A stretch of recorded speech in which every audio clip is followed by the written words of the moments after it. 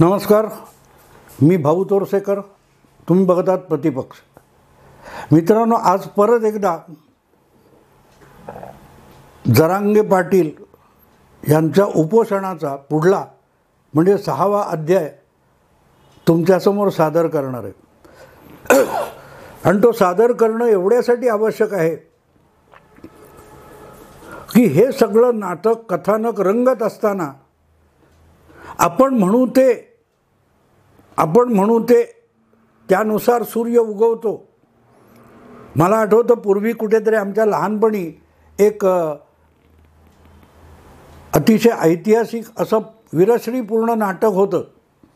त्यामध्ये ते तानाजी मालुसरे यांच्या तोंडी एक वाक्य होतं, करीन ती पूर्व. मनोज जरांगे हे काहीसे त्या आवेशात होते आणि नुसते मनोज जरांगे पाटील नाही, त्यांच्या भोवतालची मंडळी किंवा त्यांना पुढे करणारी जी मंडळी होती ते सुद्धा इतक्या आवेशात आले होते की ज्या प्रकारे महायुतीचं सरकार पायघड्या घालून मनोज जरांगे यांच्या मागण्या थोडाफार इकडे तिकडे करून मान्य करत चाललं होतं, इतक्या वेगाने आजपर्यंत कुठलंही सरकारने कुठल्याही आंदोलनाच्या मागण्या मान्य केलेल्या नाहीत. पण निवडणुकीच्या दबावाखाली महायुती सरकार इतकं आलेलं आहे की आपण आत्ता यांना उचलून अरबी समुद्रात सुद्धा बुडवू शकतो. इतकी नशा किंवा इतका खोटा आत्मविश्वास मनोज जरांगे यांच्या उपोषणाच्या निमित्ताने काही लोकांच्या अंगात संचारलेला होता. आणि त्यामुळे सत्तेत बसलेले लोक हे सुद्धा राजकारणी आहेत आणि मोठ्या चतुराईने त्यांनी महाविकास आघाडीचं सरकार जमीनदोस्त करून शिवसेनेसारखा पक्ष उभा फोडून आणि पळवून सत्ता बळकावली आहे. आणि ती बळकावताना दाखवलेली चतुराई आहे, त्या चतुराईमध्ये आपल्यासारख्या लोकांचा गाफील मूर्खपणा त्यांना उपयोगी ठरला आहे याचं भान अनेकांना राहिलेलं नव्हतं. त्यामुळे महाविकास आघाडीतले अनेक नेते पक्ष हे जरांगेंचा आडोसा घेऊन महायुतीवर शरसंधान करण्यात रमलेले होते. पण ज्या प्रकारे मुरब्बीपणा आणि मुत्सद्दीपणा फडणवीस एकनाथ शिंदे दाखवतात, ते इतके लवचिक होऊन इतके नतमस्तक होऊन जरांगेंसमोर शरणागत होतील, जरांगेंच्या उपोषणासमोर, तर ते घाबरलेले आहेत एवढाच त्याचा अर्थ होत नाही. आणि म्हणून हे इतके लवचिक का होतात हा प्रश्न महायुतीच्या विरोधातल्या राजकारण्यांनी नेत्यांनी विचारात घ्यायला पाहिजे होता. आणि तो विचारात न घेता जणू काय लोकसभा निवडणुकीसाठी दबावाखाली आलेलं जे सरकार आहे, एक धक्का और दो अशा पद्धतीमध्ये ते सरकार बुडवण्याच्या आणि संपवण्याच्या तयारीला महाविकास आघाडीतले लोक लागले होते. अगदी पवारांसारखे लोकसुद्धा आपलं सगळं वजन त्या बाजूला टाकून बसले. पण त्यामध्ये एका गोष्टीचा विचार झाला नाही की हा सापळा नाही का, काहीतरी गफलत आहे का, इतकं झटपट सरकार का. अनेकदा पोलीस तपास जे असतात, मी पोलीस तपास, गुन्हे तपास हे फार आवडीने बघतो, वाचतो. त्या स्वरूपाच्या कथा मी हजारोच्या संख्येने यापूर्वी वाचल्यात. जगभरच्या पोलीस तपासाच्या कथा, आणि काल्पनिक नाही, खऱ्या खुऱ्या पोलीस तपासाच्या हजारो कथा मी वाचलेल्या आहेत. आणि त्यामध्ये पोलीस कशा प्रकारे हुलकावणी देणाऱ्या गुन्हेगाराला आपल्या सापळ्यात ओढतात त्याच्या शेकडो कथा मला माहिती आहेत. आणि त्यामुळे ते चोर फसतात तिथे, ते गुन्हेगार फसतात तिथे की जेव्हा त्यांना सगळं सोपं वाटायला लागतं.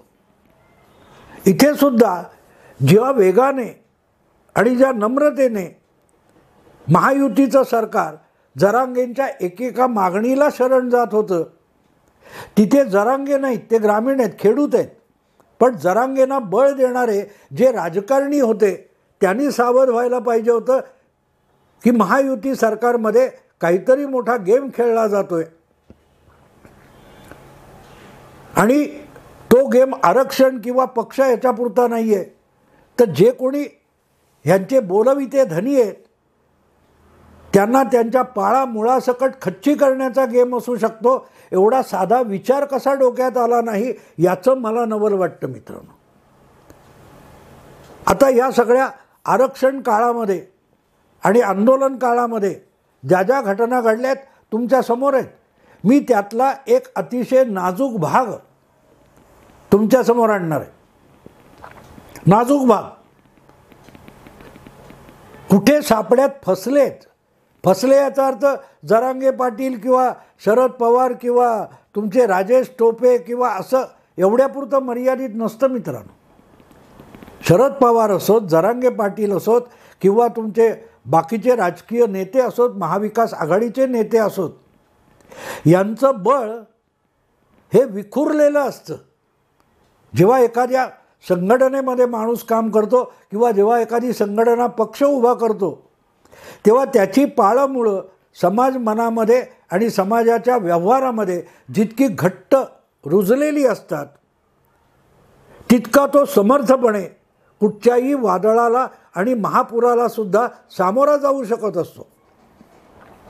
आणि म्हणून अशा आपल्या प्रतिस्पर्ध्याला जमीनदोस्त करायचं असेल, पराभूत करायचं असेल, नामोहरम करायचं असेल तर त्याची पाळंमुळं खणून काढावी लागतात, ढिली करावी लागतात. आणि या आरक्षणाच्या आंदोलनाच्या निमित्ताने महाविकास आघाडीच्या अनेक नेत्यांची पाळंमुळं खणून काढण्याचा गेम महायुतीच्याकडून खेळला गेला याविषयी माझ्या मनात शंका नाही. या आधीच्या 2 अध्यायांमध्ये मी तुम्हाला सांगितलं की पवार कसे गाफील राहिले. जरांगे पाटलांबरोबर पवारसुद्धा फरफटत सापड्यात गेले याविषयी मी नवल व्यक्त केलेलं आहे. पण आज मी कशा रीतीने हे सापड्यात फसलेले आहेत आणि त्यातून सुटणं कसं अवघड आहे हे तुम्हाला सांगणार आहे. आपण बघतोय ना, आत्ता सध्या एक चर्चा माध्यमांमध्ये चालू आहे. उद्धव ठाकरे यांचे अगदी कौटुंबिक जिव्हाळ्याचे सहकारी रवींद्र वायकर यांच्या कुटुंबियांनी त्यांच्यावर दबाव आणला आहे की उद्धव ठाकरेंची साथ सोडा आणि एकनाथ शिंदेंकडे किंवा भाजपबरोबर जा, आपल्याला तुरुंगात जायचं नाही असा दबाव वायकरांच्या कुटुंबियांनी आणला. पण ज्यावेळेला हे सगळे उद्योग वायकर करत होते त्यानंतर आपण उगाच शासकीय सत्ता आणि कायदेशीर यंत्रणा यांच्या वाकड्यात जाऊ नये हा विचार जिथे वायकर विसरले तिथे ते अडचणीत येत असतात. नेमकी हीच गोष्ट मराठा आरक्षण आणि जरांगे पाटलांचं उपोषण या दरम्यान झालेली आहे. आपण जे काय बोलतोय करतोय यात आपण आपले सहकारी आणि आपल्या पाठीशी ठामपणे उभे राहिलेले जे समर्थक आहेत ते अडचणीत येणार नाहीत ना याचा जरांगेने विचार केला नाही. आणि मी जरांगेकडून तशी अपेक्षा करत नाही. तो एक खेड्यातला सामान्य ग्रामीण गावकरी आहे किंवा कार्यकर्ता आहे. पण जे स्वतःला धूर्त समजतात यांनी कसा विचार केला नाही आणि आपले सगळे पत्ते उघड केले. जरांगेंचं पहिलं उपोषण संपलं, मग ते कुठे कुठे लातूरला, पुण्याला, आणखीन कुठे जालन्याला, कुठे नाशिकला मोठमोठ्या भव्य दिव्य विराट सभा घेत फिरले. जरांगे पाटील जातील तिथे त्यांचं भव्य स्वागत, 20-20 JCBमधून त्यांच्यावर फुलं उधळण्यात आली, 15 JCBमधून त्यांच्यावर गुलाल उधळण्यात आला. बघितल्या बातम्या, आपण रेकॉर्डिंग आहे, टी व्हीवर दाखवलं गेलं आहे, वेगवेगळ्या चॅनलवर दाखवलं गेलं आहे. मित्रांनो, JCB या यंत्राची किंमत तुम्हाला माहिती आहे. JCB, पोकलँड वगैरे अत्याधुनिक स्वरूपाचे जे ट्रॅक्टर असतात हे या सगळ्या कार्यक्रमात वापरलं गेलं. 20 JCB, 15 JCB. JCB हे यंत्र गुलाल उधळण्यासाठी नाही आहे. JCBचा उपयोग हा रस्त्याचं बांधकाम, मोठमोठ्या इमारतींचं बांधकाम, इन्फ्रास्ट्रक्चरची कामं यासाठी होत असतो. आणि एका JCBची किंमत माझ्या अंदाजाने 35 ते 50 लाखाच्या घरात असते. कोणी जेव्हा असली इन्फ्रास्ट्रक्चरसाठी लागणारी यंत्रणा, मशिनरी घेतो, तो सगळे पैसे खिशातून घालत नाही. साधारणतः 15-20 लाख रुपये आहेत, ते बँकेत जमा करतो आणि 40-50 लाख रुपये खर्चून एक JCB घेतो. ते JCB कुठे मोठमोठे रस्त्याची बांधकामं, धरणाची बांधकामं, जमीन उकरणं, तलाव खोदून काढणं अशी कामं चालतात. तिथे हा JCB भाड्याने लावला जातो आणि त्याच्यावर, त्या JCBच्या उत्पन्नावर त्याचे बँकेचे हप्ते फेडले जातात. आपला खर्च भागवला जातो. त्यातून इन्कम येत असतं. त्यासाठी JCB आहे. गुलाल उधळण्यासाठी JCB नसतो. पण ठीक आहे, गंमत सुरू झाली आहे की JCB, आणि मग तो JCB प्रचंड 10 पोत्या एवढा गुलाल त्याच्यात ओतायचा आणि मग तो उधळायचा, किंवा फुलांच्या पाकळ्या करायच्या, त्या JCBच्या त्या फाळक्यामध्ये ठेवायचा आणि देताना त्या असा प्रचंड पाऊस पडल्यासारखा वर्षाव करायचा. यासाठी गंमत म्हणून वापरलं गेलं, ठीक आहे. पण JCBचा उपयोग फक्त तेवढ्यासाठी नसतो. JCB किंवा तत्सम मशिनरी जी आहे तिचा उपयोग हा इन्फ्रास्ट्रक्चर डेव्हलपमेंटमध्ये होत असतो. जिथे जिथे अशी मोठमोठी बांधकामं, पायाभूत सुविधा उभारण्याचं काम चालू आहे, अशा ठिकाणी अक्षरशः 100, 200, 300, 500 JCB लावले जातात. त्याचं दिवसाला मला माहीत नाही किती, पण कदाचित एक 15-20 हजार रुपये भाडं पण मिळत असेल त्या JCBचं. मग त्यातलं काय उत्पन्न, त्यातून बँकेचा हप्ता फेडला जातो, घर चालतं. पण महिनाभर तुमचा JCB हा एका जागी उभा राहिला आणि त्याला काम नाही मिळालं तर बँकेसमोर दिवाळखोर घोषित करायची वेळ येते. आणि म्हणून हे जे जरांगे पाटील यांच्या उपोषण आंदोलनामध्ये JCBंची कतार लावण्यात आली, तो विषय माझ्या दृष्टीने गंभीर आहे. ट्रॅक्टर असतील, गाड्या असतील, कोणीतरी आरोप केलेला आहे की या सगळ्या वाळू माफियांच्या गाड्या होत्या. जरांगे पाटील यांचे मेहुणे किंवा कोण असतील आप्तस्वकीय, त्यांनी 4 नवे JCB विकत घेतले आणि वाळू माफिया गोदाखोऱ्यातून मोठ्या प्रमाणावर वाळू उकरून त्याचं स्मगलिंग करणं वगैरे वगैरे हे आरोप झालेले आहेत. आणि म्हणून मी JCB हा विषय घेतलेला आहे. लक्षात ठेवा की या JCBना मोठ्या प्रमाणावर अधिकृत काम आणि धंदा मिळतो. ते इन्फ्रास्ट्रक्चरच्या कामामध्ये, पायाभूत सुविधांची कामं जिथे चालू आहेत तिथे या JCBला भाडं मिळतं, नियमित काम मिळतं. आणि ही सगळी इन्फ्रास्ट्रक्चर, पायाभूत सुविधांची उभारणी कोणी खाजगी लोक करत नसतात. एकूण देशामध्ये पायाभूत स्वरूपाची भव्य दिव्य बांधकामं करणारं जिथे चालतात, त्यातलं जवळजवळ 60-70% कामं ही सरकारी योजनेतून निघत असतात. अगदी मोठमोठ्या बिल्डरला देखील JCB लागतात. जो एक टाउनशिप डेव्हलप करतोय की 100-200 एकरवर एक मोठी टाउनशिप डेव्हलप होते, तिथे सुद्धा 15-25 JCB लागतात. पण अशा टाउनशिप ज्या असतात त्या उभारणारे देखील सरकारचे अंकित असतात. आणि त्या इन्फ्रास्ट्रक्चर किंवा ते मोठं गृहसंकुल उभा करणारा जो बिल्डर डेव्हलपर असतो, तो देखील सरकारसमोर लाचार असतो, शरणागत असतो. तेव्हा JCBचा वापर जिथे जिथे होतो अशा जवळजवळ 80-90% कामाच्या जागा ह्या सरकारच्या मुठीतल्या असतात. आणि अशा बांधकामाचे कंत्राटदार, डेव्हलपर, बिल्डर यांनी जर JCBच्या मालकाकडे पाठ फिरवली तर त्याच्यावर भुके कंगाल व्हायची पाळी येऊ शकते. आता लक्षात घ्या मित्रांनो, जे 20-20 JCB गुलाल उधळायला, फुलं उधळायला आणले, त्यांचे नंबर पोलिसांनी टिपून ठेवलेले असतात. पोलिसांच्या गुप्त विभागाने ही सगळी माहिती गोळा केलेली असते. कुठच्या बसेस, कुठचे ट्रॅक्टर, कुठच्या ट्रक आणि टेम्पोचा वापर हा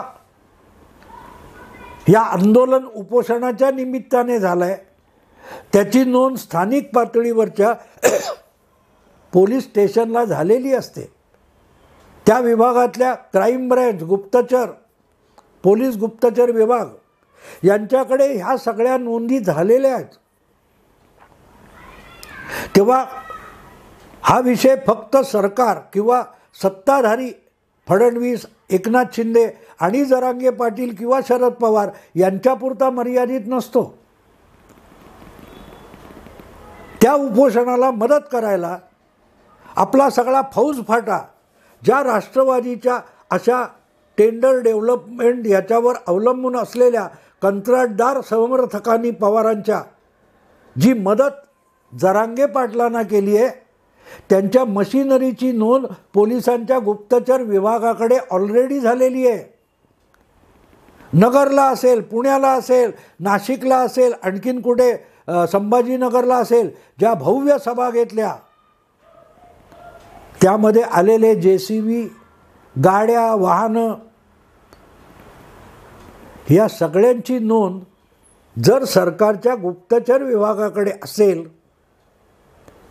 आणि सरकारने सूडबुद्धीने वागायचं ठरवलं, सरकारने म्हणजे सत्तेत बसलेल्या लोकांनी, मग त्यात अजितदादा, एकनाथ शिंदे, फडणवीस आले, त्यांनी जर जरांगे पाटील आणि त्यांनी जे काय राजकीय कारस्थान पवारांच्या इशाऱ्यावर महायुतीच्या विरोधात शिजवलं आणि अंमलात आणायचा प्रयत्न केला, त्यांची नांगी मोडायची जर सत्ताधाऱ्यांनी ठरवली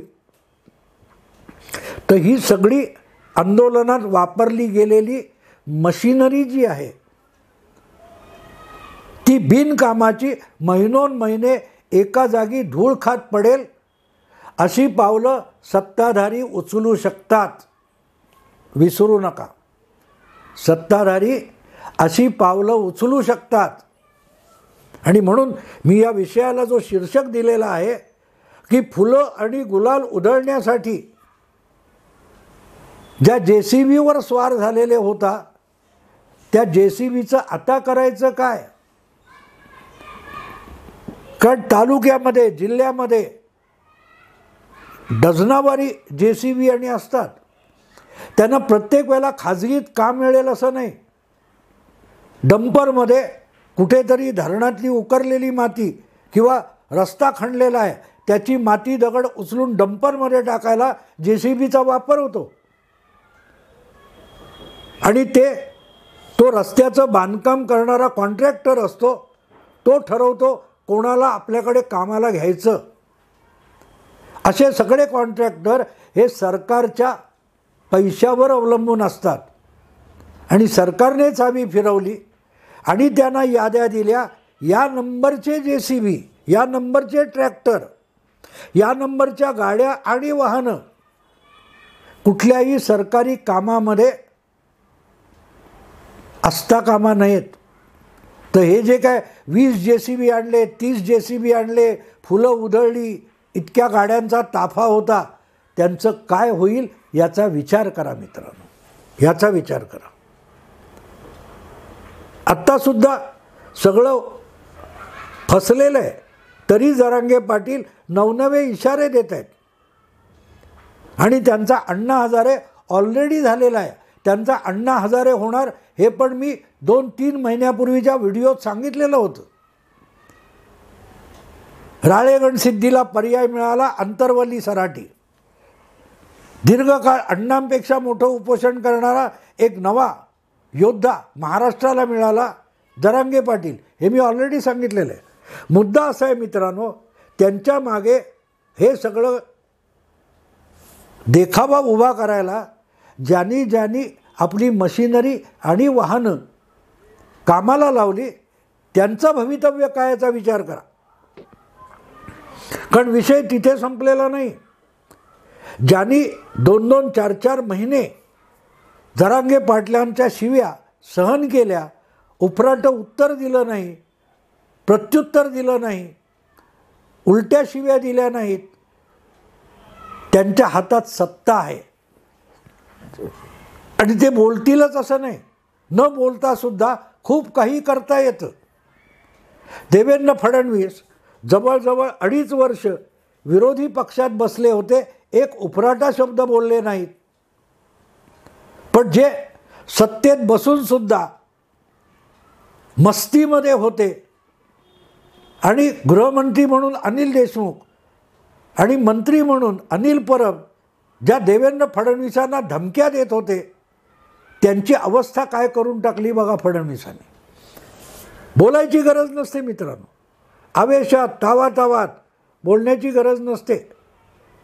करायचं ते करून टाकायचं आणि जो बुडेल त्याच्या नाकातोंडात पाणी गेलं तरी ते कसं गेलं हे त्याला कळणार नाही. अशा पद्धतीत जे डावपेच खेळले जातात त्याला राजकारण म्हणतात, त्याला गुगली म्हणतात. पवार ही सगळी गुगली आता विसरून गेलेत आणि म्हणून जरांगे पाटलांच्या मागे त्यांनी आपल्या उर्वरित पक्षाची ताकद उभी केली. आणि मी खात्रीपूर्वक सांगतो, हे जे कोणी JCB मशिनरी आणि वाहनं घेऊन ताफे घेऊन गेलेले आहेत, हे जरांगे पाटलांची पुण्याई नाही आहे. ही राष्ट्रवादी काँग्रेसच्या तालुका जिल्ह्यात उरलेले शरद पवारांचे जे समर्थक आहेत आणि सामर्थ्यशाली समर्थक आहेत, यांनी उभी केलेली ताकद आहे. त्याची किंमत जेव्हा मोजायची वेळ येईल तेव्हा त्यांचा रवींद्र वायकर झालेला असेल, ते सुप्रियाताई, जितेंद्र आव्हाड, जयंत पाटील, शरद पवार यांना टाटा बाय बाय करतील आणि अजितदादांकडे जातील. फडणवीसांना तेवढं पुरे आहे. जेवढे लोक उद्धव ठाकरे, शरद पवार यांना सोडून आपल्या दुसऱ्या पक्षाकडे, दुसऱ्या गटाकडे जातील, तेवढे उद्धव ठाकरे आणि शरद पवार हे महाराष्ट्राच्या राजकारणात नामोहरम होऊन जातात. आणि जितके ते नामोहरम होतील तितकं महाराष्ट्राच्या विकासामध्ये उचापती आणि कुरापतीचं जे राजकारण आहे ते संपुष्टात येऊ शकतं. आणि सगळं टार्गेट पक्ष फोडणं, सत्ता मिळवणं, फडणवीस किंवा मोदी शहांचं हे टार्गेटच नाही आहे.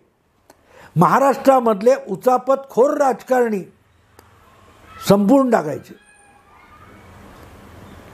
त्यांचा प्रभाव संपूर्ण टाकायचा. ज्या प्रकारे गुजरातमध्ये शंकरसिंग वाघेला, केशुभाई पटेल यांच्यासकट 2000च्या आसपास असलेले दिग्गज नेते आज गुजरातमध्ये औषधाला उरलेले नाहीत आणि गुजरात हा विकासामध्ये देशातलं 1 नंबरचं राज्य झालेलं आहे. महाराष्ट्र जर तसाच करायचा असेल तर महाराष्ट्राला विकासाच्या मार्गावर गतिमान करायचं असेल तर इथले उचापतखोर, कुरापतखोर जे राजकारणी आहेत ते मुरब्बी असतील किंवा गुगली गोलंदाज असतील, त्यांना पुरते नामोहरम करून टाकणं, हतबल करून टाकणं, शक्तिहीन करून टाकणं हे अगत्याचं आहे. आणि फडणवीस, मोदी, शहा यांचं तेच टार्गेट आहे. त्यामुळे अशा सगळ्या चक्रात फसलेले, गुलाल आणि फुलं उधळायला JCB घेऊन गेलेले आहेत, त्यांनी आता सावध राहावं. पुढचा नंबर असे गाड्यांचे ताफे JCB बाळगणाऱ्यांचं आहे. मित्रांनो, आत्ता इथेच थांबतो. आवडलं लाईक करा, शेअर करा, सबस्क्राईब करा. नमस्कार.